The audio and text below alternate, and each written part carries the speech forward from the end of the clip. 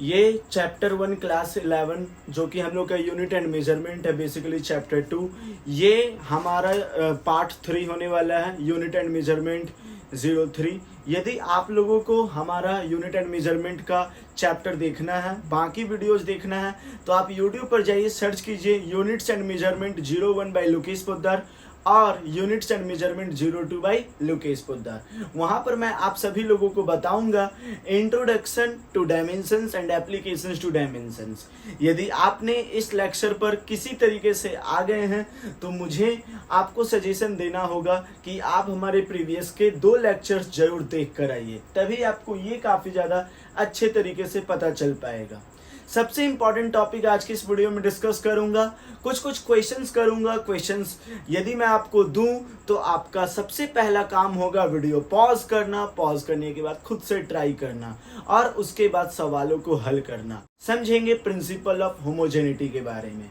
Basically principle of homogeneity क्या कहता है, बड़ा सिंपल सा भाषा में यदि समझें तो principle of homogeneity states that it states that the dimensions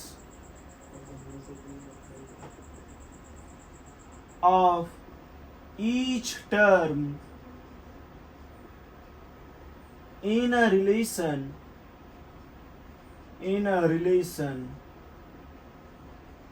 is, ठीक है।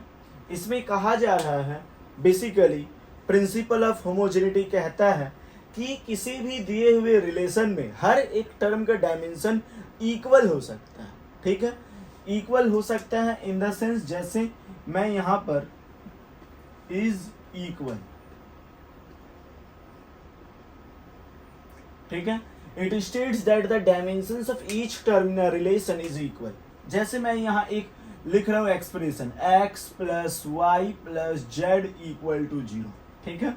तो इस एक्सप्रेशन में क्या होगा, हमारा x का डायमेंशन y के बराबर होगा और z का डायमेंशन भी x के बराबर ही होगा। यानी किसी दिए हुए रिलेशन में सारा डायमेंशंस अपने आपस में इक्वल होते हैं। इसी को हम लोग प्रिंसिपल ऑफ होमोजेनिटी कहते हैं। या फिर आप ऐसे भी इसको समझ सकते हैं, the same dimensions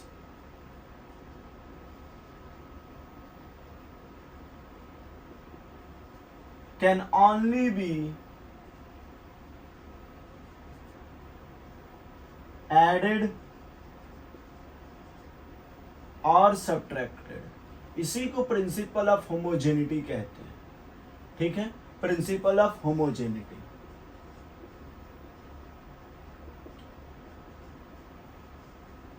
principle of homogeneity, okay. जैसे इस चीज को आप ध्यान समझिए, मैं यहाँ पर 5 न्यूटन लिखता हूँ, तो अब इस 5 न्यूटन में जाहिर बात है कि 6 जूल नहीं जोड़ सकते हैं, ठीक है। उसी तरीके से मैं यदि लिख रहा हूँ 5 लीटर, तो आप 5 लीटर में 5 मीटर नहीं जोड़ सकते हैं। क्यों नहीं जोड़ सकते? क्योंकि इन दोनों क्वांटिटीज के डायमेंशंस अलग हैं, यूनिट्स अलग हैं।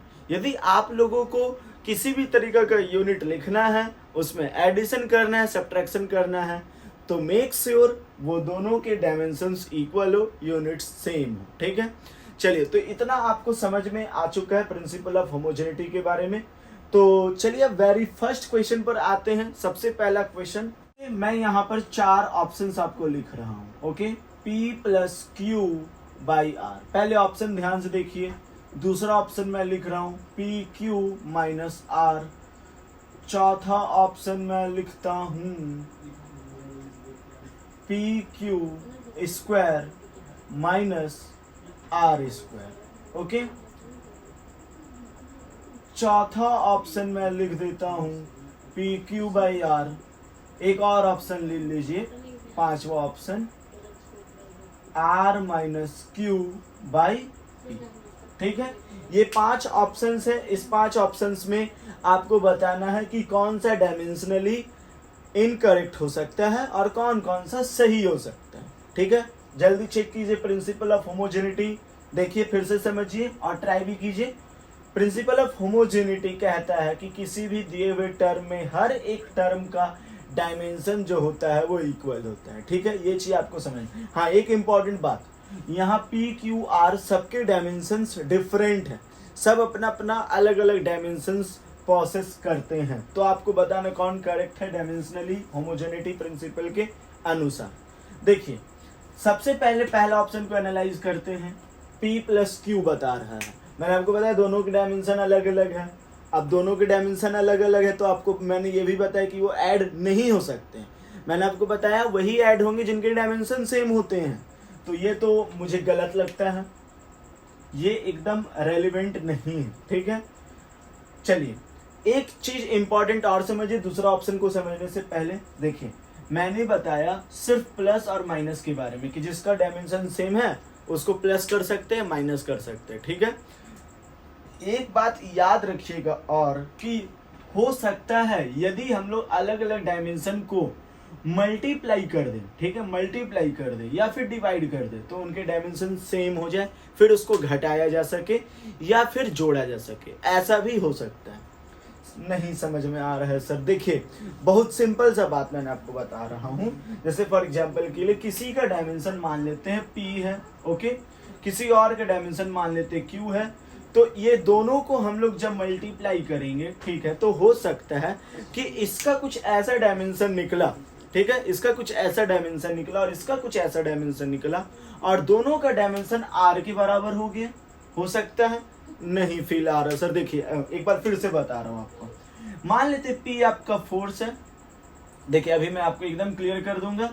Q आपका डिस्प्लेसमेंट है और आपका W जो है वो वर्क डन है। ठीक है, तो ये जो F इंटू डी है ये जानते हैं बेसिकली एक वर्क डन ही है, तब तो ये दोनों डायमेंशनली करेक्ट हो जाएंगे। ध्यान समझिए, F इंटू डी तो W ही होगा, F इंटू डी W, और ये भी W ही होगा, तो दोनों के डायमेंशन सेम हो सकते हैं। ठीक है, तो यहाँ इंटू के बाद या फिर डिवाइड के बाद डायमेंशन सेम हो सकते हैं, उसको ऐड सब्ट्रैक्ट किए जा सकते हैं, ये आपको मालूम है। ठीक है, चलिए अब दूसरा इंपॉर्टेंट चीज क्या होगा। दूसरा सबसे इंपॉर्टेंट बात मैं आपको ये बता रहा हूं कि डायमेंशन तभी ऐड सब्ट्रैक्ट किए जा सकते हैं जब उनके मतलब यूनिट सेम हो, बेसिकली डायमेंशन सेम हो। ठीक है, ये आपको समझ में आ गया। चलिए, तो अब आते हैं दूसरा ऑप्शन हम लोग पी क्यू माइनस आर। ये जो पी क्यू माइनस आर है यहाँ पर आप देखेंगे ये इनटू हो रहे हैं। ठीक है, तो हो सकता है इनटू होने के बाद ये आर के डायमेंशन के बराबर हो जाए, तो ये प्रिंसिपल ऑफ होमोजेनिटी के हिसाब से तो सही है, ऐसा हो सकता है। ठीक है, ये रेलिवेंट नहीं है, इसके साथ भी यही है। अब स्क्वायर है, डायमेंशन के स्क्वायर किया जा रहा है, पी के साथ मल्टीप्लाई किया जा रहा है, आर के स्क्वायर के साथ घटाया जा रहा है, तो ये भी मल्टीप्लाई करने के बाद हो सकता है कि कुछ डायमेंशन जो है वो सेम हो जाए। इसमें भी वही डिवाइड मल्टीप्लाई करने के बाद डायमेंशन सेम हो जाए इनके, इस टर्म के। अब यहाँ पर देखिए इनके डायमेंशन जो है बेसिकली डिफरेंट है, तो सेपरेट कैसे होंगे ये गलत है। ठीक है, तो हम लोगों ने पहला इस ऑप्शन से तो आपको प्रिंसिपल ऑफ होमोजेनिटी का 50% डाउट क्लियर ही होगा। क्वेश्चन लेता हूँ, y इक्वल टू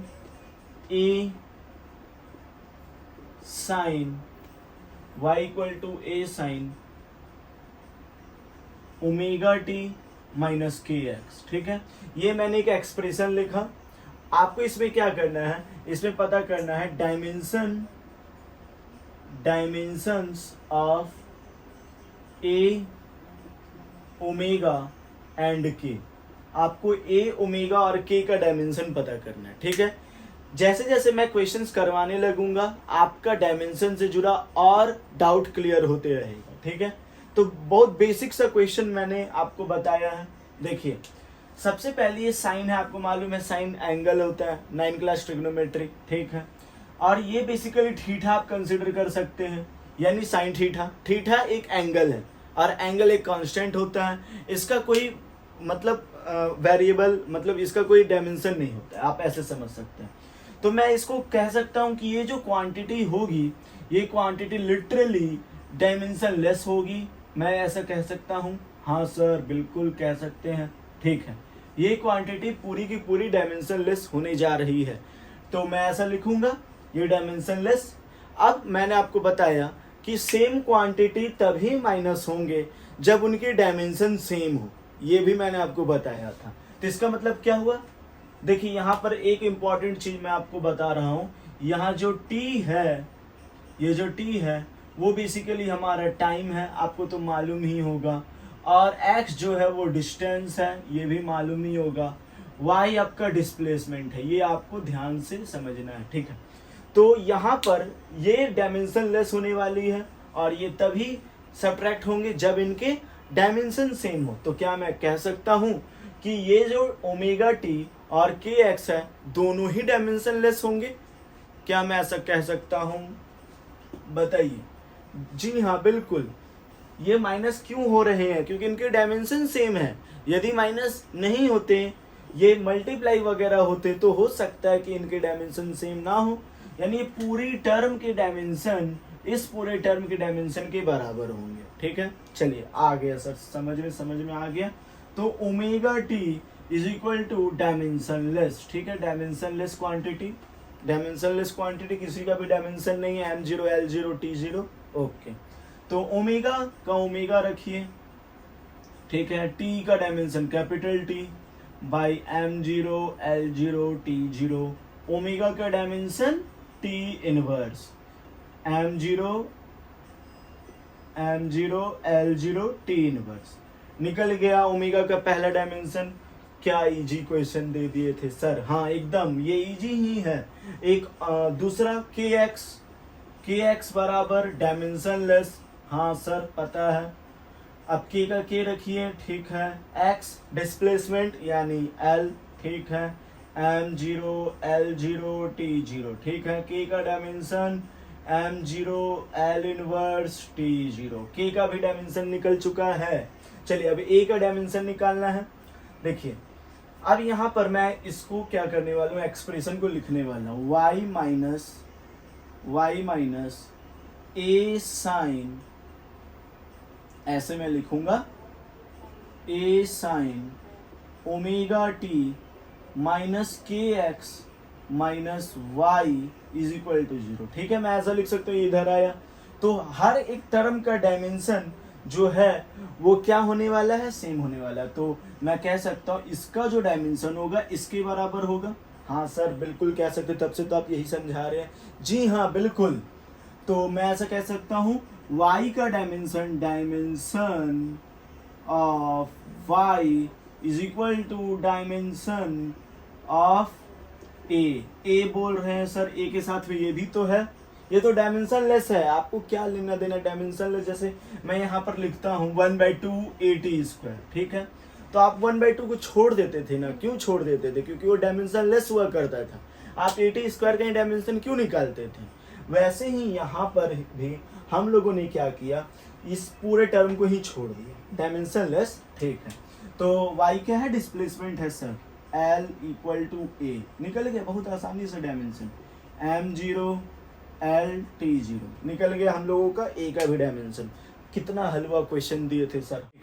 दूसरा क्वेश्चन मैं लेता हूँ, P यानी प्रेशर, P0 यानी ये भी प्रेशर, ठीक है, E माइनस अल्फा t², ठीक है। ये क्या लिख दिए सर? आपको क्या करना है, फाइंड डायमेंशन ऑफ अल्फा। हम लोगों को अल्फा का डायमेंशन निकालना है। P क्या है नहीं पता, P0 क्या है वो भी नहीं पता, T क्या है आपका, टाइम है, T क्या है, टाइम है। ये E क्या होता है, ये E तो पहले बार सुन रहे हैं, एक्सपोनेंट, E क्या होता है, एक्सपोनेंट होता है, ठीक है। एक्सपोनेंट समझ रहे हैं, 10⁵ सर, x⁵ सर, ये सब एक्सपोनेंट होते हैं। तो अब यहाँ पर हम लोगों को क्या करना है, अल्फा का क्या डायमेंशन होगा आपको बताना है। ये कैसे बताऊंगा सर? देखिए एकदम बता पाएंगे। सबसे पहले तो आपको ध्यान समझना है कि मैं यहाँ पर एक एक्सपोनेंट लिखता हूँ, लेट सपोज 10⁵, 10⁵, ये एक्सपोनेंट है, एक्सपोनेंट से कंपेयर कर सकते हैं। क्या कभी आपने ऐसा एक्सपोनेंट देखा है, 10⁵ लीटर देखा है, 10⁵ kg, देखा है क्या आपने? नहीं सर, नहीं देखे हैं। जी हाँ, एक्सपोनेंट का डायमेंशन नहीं होता है। एक्सपोनेंट जो है वो तो आपका एक कांस्टेंट है, वो तो एक डायमेंशनलेस क्वांटिटी होता है। इसका जो मुंडी पर लिखा रहता है उसका कोई अपना डायमेंशन नहीं होता है। हाँ सर, आगे समझ में चलिए। यानी आप ये कहना चाह रहे हैं कि ये जो अल्फा टी स्क्वायर होने वाला है, माइनस माइनस क्यों नहीं लिए सर? देखिए माइनस बेसिकली क्या है? -1 है, कह सकते हैं। माइनस क्या है? -1 है, तो -1 क्या है? कांस्टेंट है, तो इसीलिए इसको लेकर के भी कोई फायदा नहीं है। ओके, तो आप कहना चाहते हैं ये डायमेंशनलेस है। जी हाँ, आप तो बहुत जल्दी समझ जा रहे हैं, ठीक है। तो ये डायमेंशनलेस है। तो अब हम लोग क्या करेंगे, इसका डायमेंशन निकालेंगे। अब तो बहुत आसानी से निकल जाएगा। अल्फा का अल्फा, टाइम का टाइम, m0 l0 t0, ठीक है। अल्फा का आ गया m0 l0 t का पावर -2। एक क्वेश्चन और लेता हूँ, क्या लूँ? हाँ, p minus A V square v minus B is equal to R T. ये क्या लिख दिए सर आप?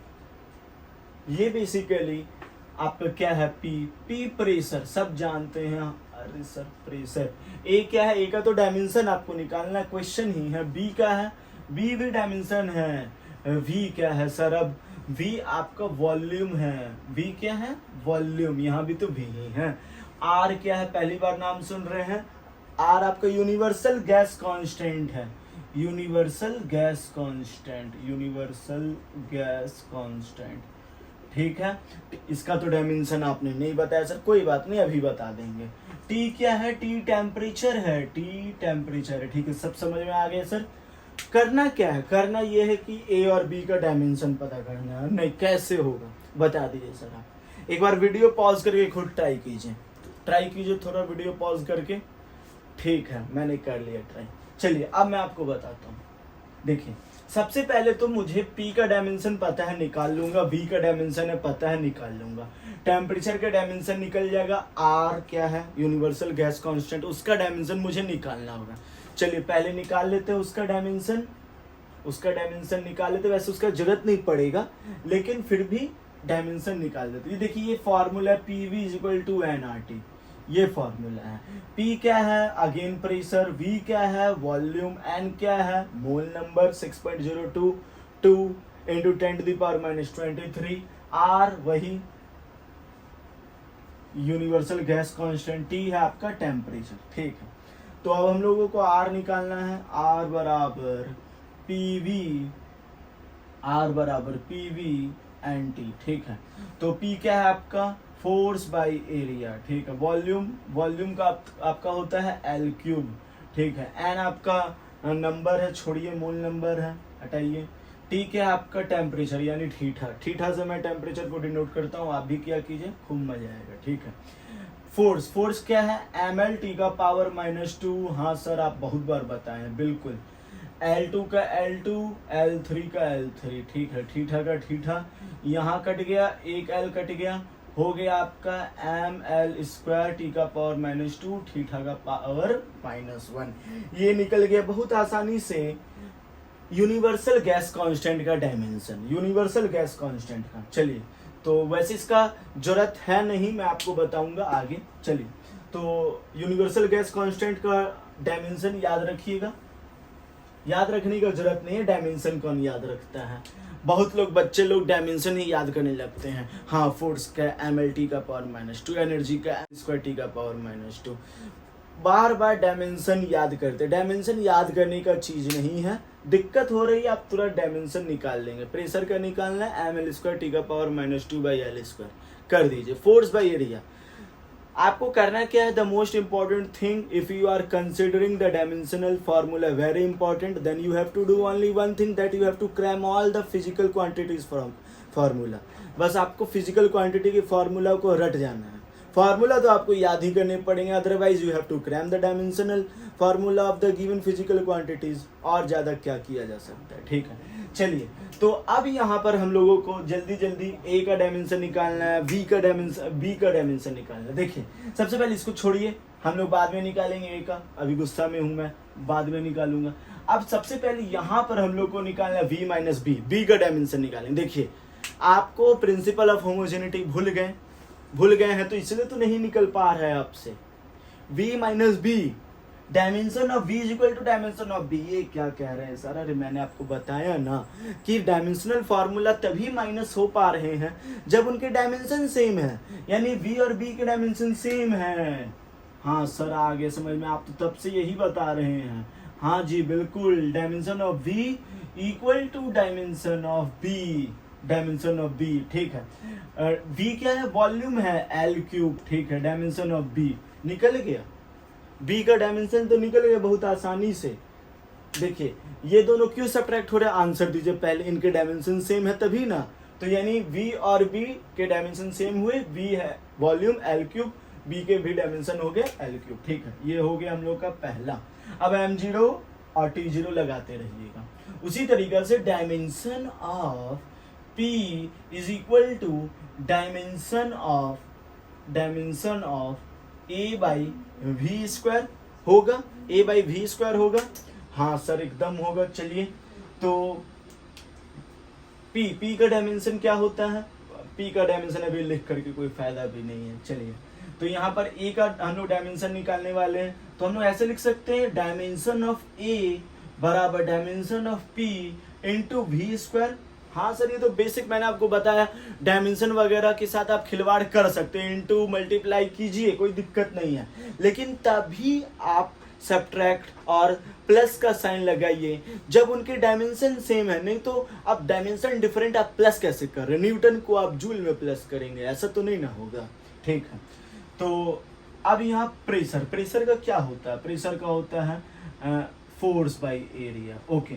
वॉल्यूम का क्या होता है? एल क्यूब, स्क्वायर है तो 2 से मल्टीप्लाई।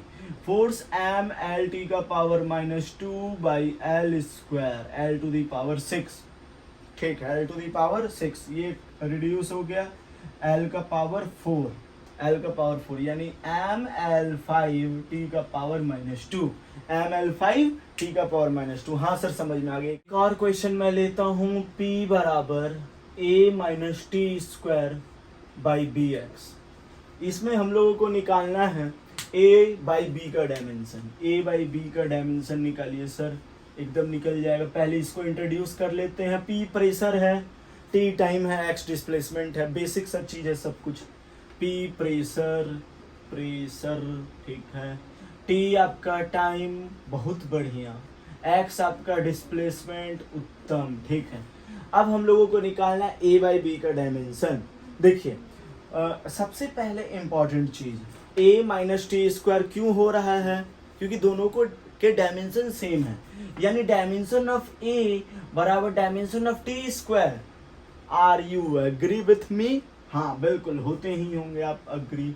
a बराबर टी स्क्वायर, a का डायमेंशन आ गया टी स्क्वायर, यानी दोनों का ही डायमेंशन टी स्क्वायर है, तो 10 बार नहीं लिखा जाता, आपको मालूम है। टी स्क्वायर बार बार आप सब्ट्रैक्ट मत कर दीजिएगा, टी स्क्वायर दोनों का डायमेंशन 0, तब तो आपका आंसर आने से रहा। आप एक बार लिखिए बस, p बराबर टी स्क्वायर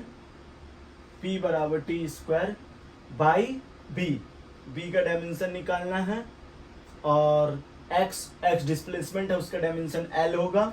अब हम लोग को b का डायमेंशन निकालना है, तो पहले तो हम लोग प्रेशर का डायमेंशन लिख देते हैं, एम एल टी का पावर -2 बाई एल स्क्वायर बराबर T square by B L, ठीक है।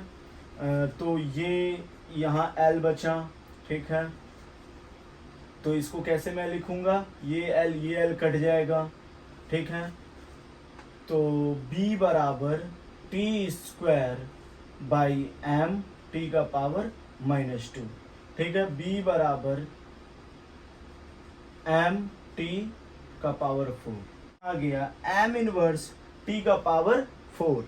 b का डायमेंशन आ रहा है एम इनवर्स टी का पावर 4, ठीक है। ये हमारा डायमेंशन निकल गया, दिख रहा होगा आपको। हाँ सर b का डायमेंशन निकल गया, लेकिन हम लोगों को a बाई बी का डायमेंशन निकालना था। कोई बात नहीं, निकाल दीजिए। a का डायमेंशन कितना है? टी स्क्वायर, और b का डायमेंशन क्या है? M inverse T to the power 4। इसमें से तो t का पावर 2 बचा, यानी एम एल 0 टी का पावर -2 निकल गया। ए बाई बी का डायमेंशन निकल गया सर। इस अगला क्वेश्चन ले लेते हैं, x is equal to 3y z square, ठीक है। जहाँ पर बेसिकली आपका x क्या है, x है कैपेसिटेंस है, x आपका कैपेसिटेंस, ठीक है। बेसिकली जहाँ x आपका कैपेसिटेंस है और z आपका मैग्नेटिक फील्ड है, मैग्नेटिक इंडक्शन फील्ड है, ठीक है। अब आपको बताना ये है कि यहाँ y का डायमेंशन क्या होने वाला है। प्रिंसिपल ऑफ होमोजेनिटी जेई में पूछा गया है, तो बहुत इंपॉर्टेंट क्वेश्चन है। देखिए सबसे पहले तो हम लोग कैपेसिटेंस का डायमेंशन निकालेंगे। देखिए Q बराबर C बराबर Q बाई वी होता है, ये आपको मालूम है Q बाई वी। Q क्या है सर, यहाँ पर चार्ज है। कैपेसिटेंस क्या होता है, अभी आप उतना डीप में नहीं जाइए, बेसिकली आपको फॉर्मूला समझना है कि कैपेसिटेंस बराबर Q बाई वी होता है। ये 12th क्लास में आप पढ़ेंगे, यानी चार्ज बाई पोटेंशियल डिफरेंस, ठीक है। Q क्या है, Q चार्ज है, V क्या है, V है W बाई क्यू, यानी work done in bringing a unit positive charge, ठीक है। तो पलट दीजिए, Q स्क्वायर बाई W हो जाएगा, ठीक है। अब Q का Q रखिए, Q का Q रखिए, ठीक है। W क्या होता है, W होता है फोर्स इंटू डिस्प्लेसमेंट। फोर्स क्या होता है, ML का power -2 into L, ML square T का पावर -2, ठीक है। ML का पावर ML स्क्वायर टी का पावर -2। फॉर्मूला क्या हो गया कैपेसिटेंस का, dimensional formula M inverse L का पावर -2 टी का पावर -2 Q का पावर 2। ये हो गया हम लोगों का कैपेसिटेंस का बेसिकली डायमेंशनल फार्मूला, ठीक है। कैपेसिटेंस का हम लोगों ने निकाल दिया। अब हम लोगों को निकालना है मैग्नेटिक फील्ड का डायमेंशन। देखिए मैग्नेटिक फील्ड बराबर होता है force by charge into velocity. ये होता है हम लोग का मैग्नेटिक फील्ड का फॉर्मूला। फोर्स का जग जाहिर ML का पावर -2, चार्ज का Q मान लीजिए, ठीक है। चार्ज का वैसे AT होता है, यहाँ मैं Q मान रहा हूँ, नहीं तो A स्क्वायर T स्क्वायर करना, लास्ट में मैं कर दूँ, ठीक है। तो चार्ज इनटू वेलोसिटी LT का पावर -1, ये L गया, हो गया M L0 T का पावर, यहाँ पर प्लस -1 हो जाएगा, ठीक है। यहाँ पर Q इनवर्स हो जाएगा। ये हो गया हम लोगों का मैग्नेटिक फील्ड का डायमेंशनल फॉर्मूला। तो हम लोगों को दोनों हाथ लग गया है, यानी कि ये जो डायमेंशन है कैपेसिटेंस का वो x का डायमेंशन है, और ये जो मैग्नेटिक फील्ड है वो z का डायमेंशन है, ठीक है। नोट कर लीजिए दोनों का डायमेंशन। इसको मिटा दूं, मिटा दीजिए सर, ठीक है। मैं बस डायमेंशन छोड़िए, मैं नहीं मिटाता, मैं इधर बगल में लिख लेता हूँ। देखिए अब यहाँ x is equal to 3yz square है, ठीक है। 3 छोड़िए, गोली मारिए 3 को, क्यों, कांस्टेंट है सर। चलिए तो y बराबर x बाई जेड स्क्वायर होगा, बिल्कुल सर, y बराबर x जेड स्क्वायर ही होगा। x का डायमेंशन देखिए, M इनवर्स L का पावर -2, T का पावर 2, Q का पावर 2 डिवाइडेड बाई Z का स्क्वायर, यानी इसमें हम लोगों को स्क्वायर करना है सबका, यानी M का स्क्वायर, L नहीं है L छोड़ दीजिए, नहीं है तो L रहने दीजिए, फिर L 0 कर दीजिए, ठीक है चाहिए। अब T का पावर -1 यानी T का पावर -2, Q का पावर -1 यानी Q का पावर -2, ठीक है।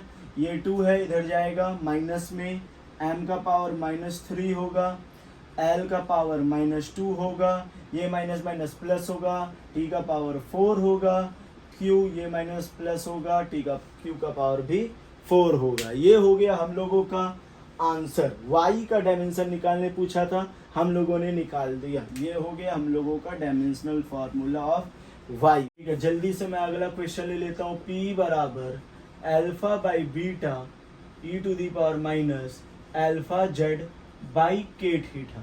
यहाँ पर हम लोगों को निकालना है बीटा का डायमेंशन। किसका निकालना है?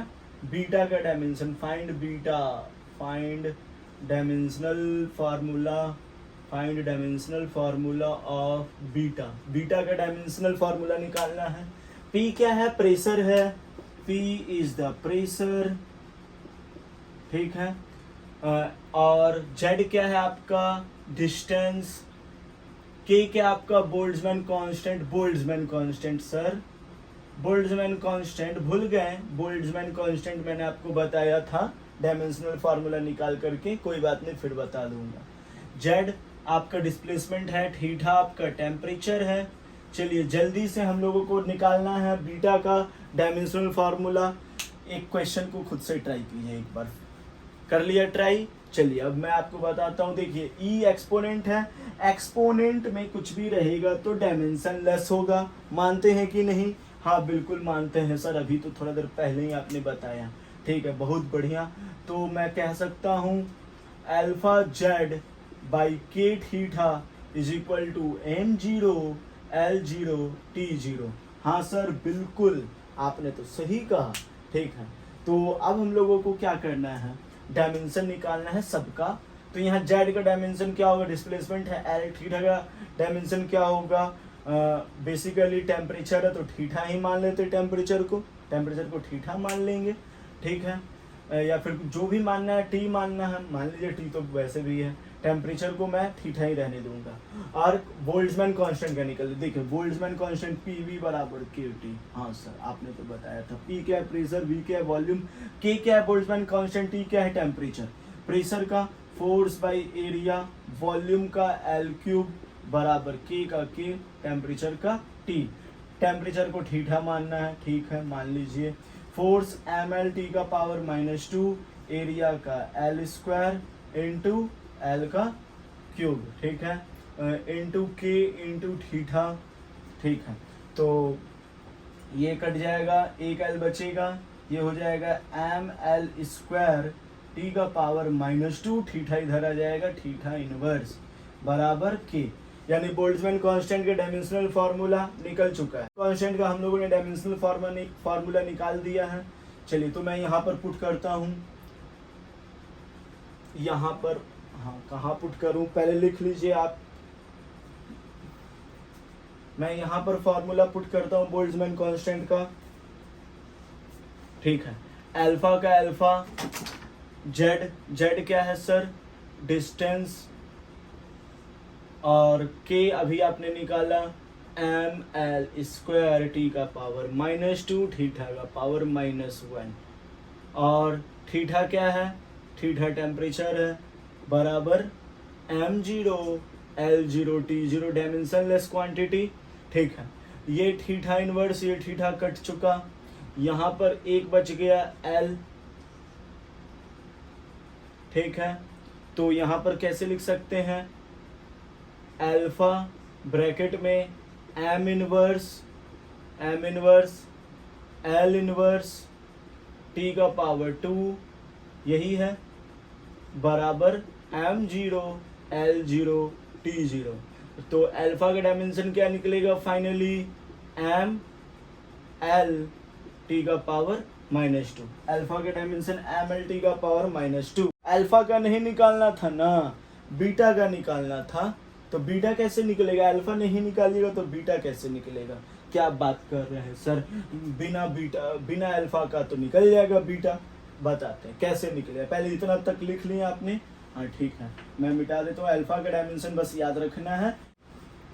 अल्फा का डायमेंशन दिया हुआ, देखिए प्रेशर का डायमेंशन इसके बराबर होगा, इसके बराबर क्यों नहीं होगा सर?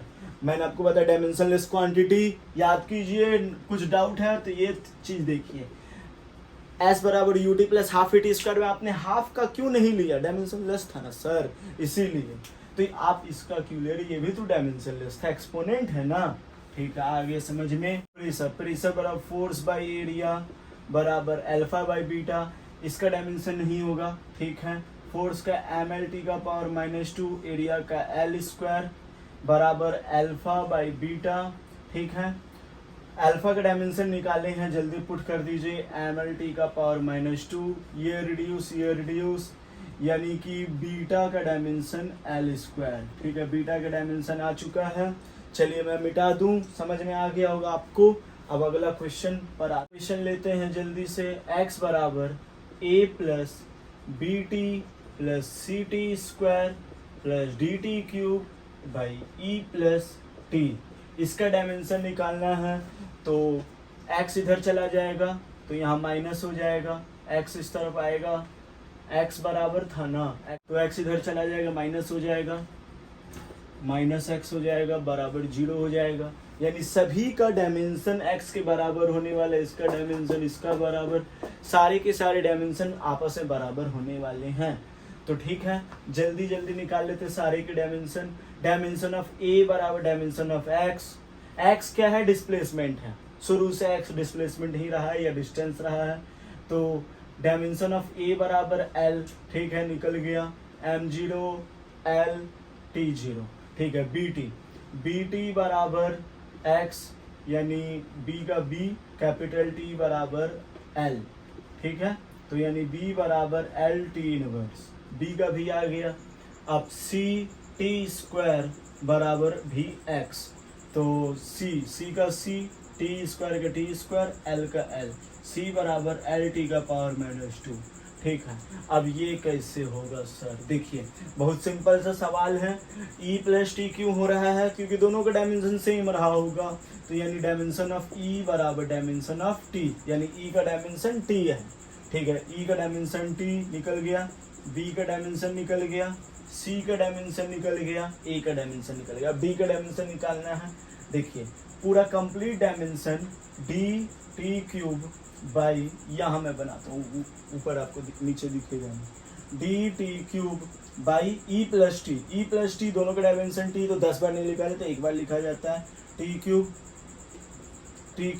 क्यूब या फिर ई प्लस टी, पहले क्वेश्चन उतार लेता हूँ, बराबर डायमेंशन ऑफ एक्स, डी का डी, टी क्या है, टाइम है, टी क्यूब। देखिए ई प्लस टी दोनों का ही डायमेंशन टी है, तो 10 बार नहीं लिखिए, एक बार लिखिए, बराबर एल, ठीक है। ये कट गया, टी स्क्वायर यानी डी बराबर एल टी इनवर्स, डी का भी आ गया डायमेंशन। क्वेश्चन बी बराबर ए प्लस बी टी, इसमें हम लोगों को डायमेंशन निकालना है ए और बी का।